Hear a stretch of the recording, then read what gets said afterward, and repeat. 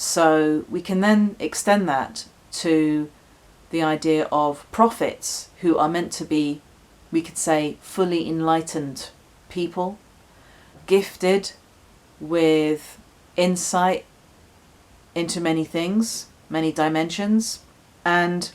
the prophets and their successors have also been able to see into the future and seen what that future is going to look like, and they have told their followers what that future is going to look like. So the Islamic tradition,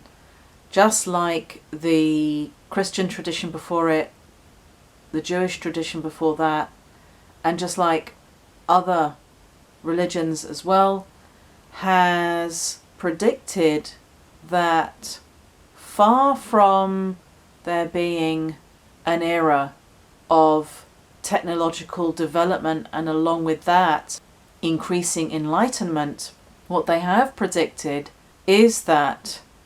with this era of technological development, there is going to be a decline in perception. There is going to be a decline in the perception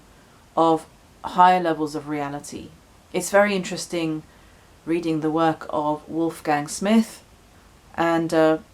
one of them which I read was called The Quantum Enigma. Now, I didn't understand the mathematical formulae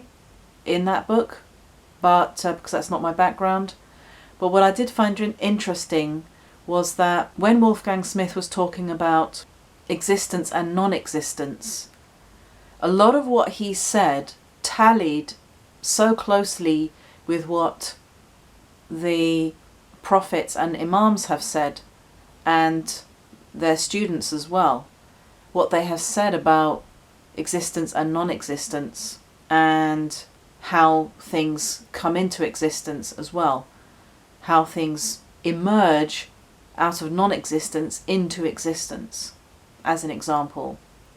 So we can see that in certain areas of science there definitely is a correlation between what the early prophets and imams saw and explained and taught and what today's quantum physicists are now seeing and teaching themselves.